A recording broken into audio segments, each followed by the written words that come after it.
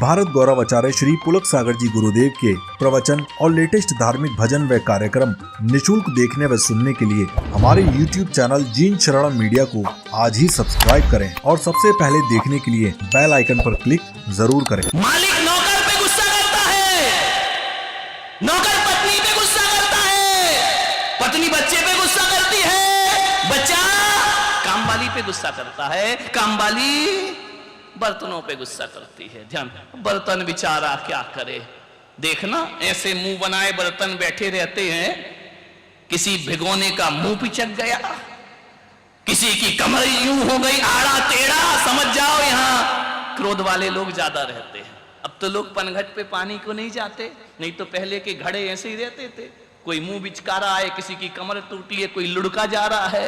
ध्यान रखना, ये गुस्से का परिणाम है। क्रोध हमेशा नीचे की तरफ जाएगा। जब भी क्रोध आए एक काम करना, ये जो कमेटी के लोग, यहाँ के लोग जब जोर जोर से बातें करते हैं ना, और यदि मैं दिख जाऊं महाराज, समझ में आ रहा?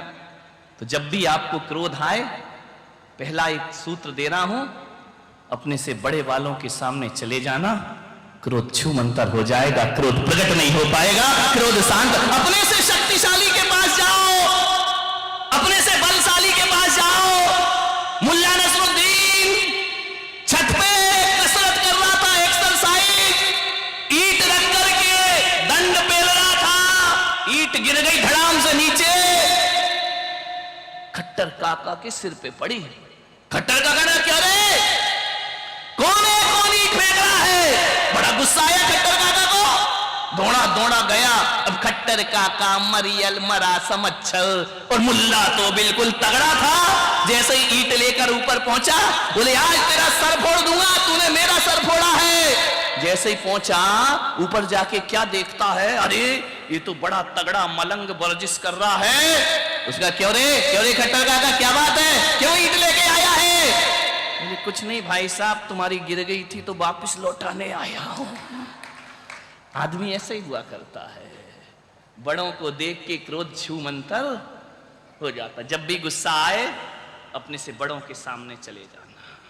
जब भी क्रोध आए गुरुओं के सामने चले जाओ, और कोई और ना मिले।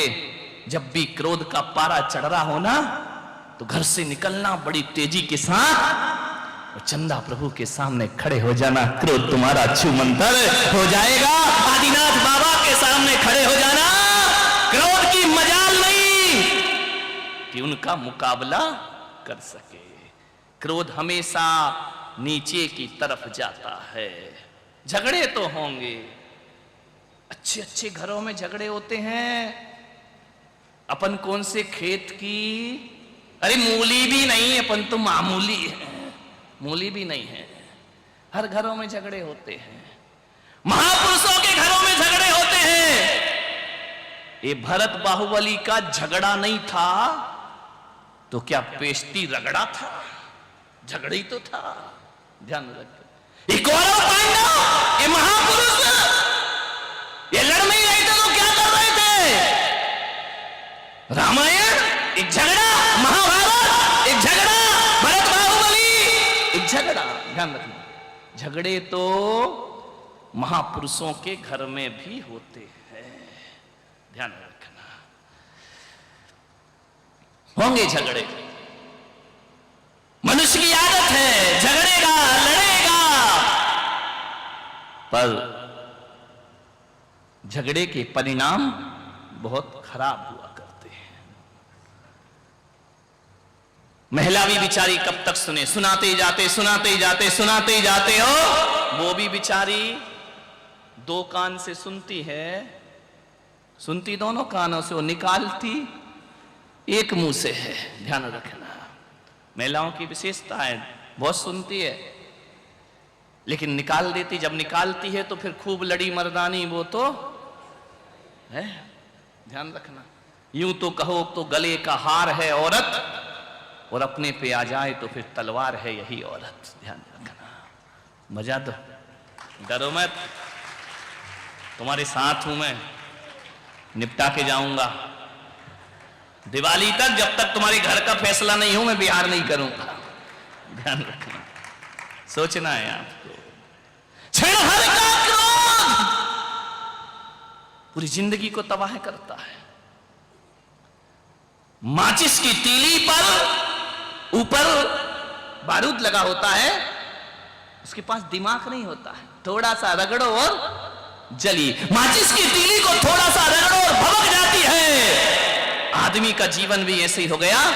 जिस आदमी के पास सिर है लेकिन दिमाग नहीं है ना, तो थोड़ी थोड़ी बातों में वह गर्म हो जाता है और भभक जाया करता है। माचिस की तीलियां मत बनो मेरे भाई, कि थोड़ी सी रगड़ मिली और आग भभक गई। ध्यान रखना, ये आग किसी और का घर नहीं, अपना ही घर जलाएगी। ध्यान रखना, दिल के साले झुलसते हैं सीने के दाग से, घर को आग लगती है घर के चिराग से। ध्यान रखिए, सोचना है, क्रोध से बचो।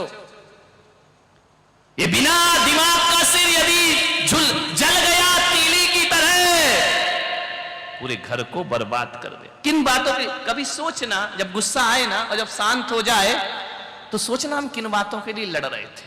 99% फिजूल की बातें होती, बच्चों जैसी, कोई लड़ने झगड़ने जैसी बातें नहीं होती है। लेकिन आदमी आवेश में आ जाता है, गुस्सा में आ जाता है, आदमी सोचे विचार करे, फिजूल की बातें, इतनी दो कौड़ी की बातें हैं। कभी कभी लगता है कि हम खुद ही हंसने लगेंगे कि हम किन बातों के लिए लड़ रहे। अब हुआ क्या, एक बार जेठ जी बाजार से आए तो गर्मी के दिन थे, पके पके आम लेकर के आए। जेठ जी का ऐसा कोई ख्याल नहीं था, कोई इंटेंशन नहीं था। उसने थैले में हाथ डाला, उसका बेटा भी खड़ा था और भाई का बेटा भी खड़ा था।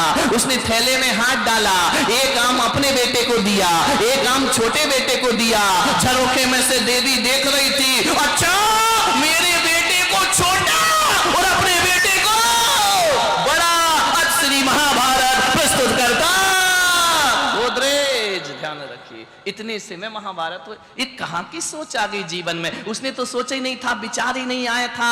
मन के अंदर भरा पड़ा है द्वेष, मन के अंदर भरा पड़ा है क्रोध। इतनी सी बात पे झगड़ा हो गया, मेरे बच्चे को छोटा और अपने बच्चे को बड़ा, पक्षपात किया करते हैं। और बस ये छोटी सी चिंगारी पूरे घर को तबाह कर। समझदार हो जाओ बहुओं, ध्यान रखना। एक आदमी ने मुझसे पूछा, अशोक जी, एक आदमी ने पूछा कि फायर ब्रिगेड विभाग में महिलाएं क्यों नहीं होती। समझ गए क्या? ऐसी बातें आपको डायरेक्ट समझ में आती है। फायर ब्रिगेड विभाग में महिलाएं क्यों नहीं होती? मैंने कहा जो आग लगाती है वो बुझाने नहीं जाती है। ध्यान रखिए। एक बार तो और दुर्घटना घट गई। हमारे विद्या जी दीवान बहुत पहले सुनीता को लेकर जा रहे बाइक पे, पेट्रोल भराने गए। पेट्रोल पंप वाले ने बोल दिया ज्वलनशील पदार्थ दूर रखें। ध्यान रखिए, मान्यवर।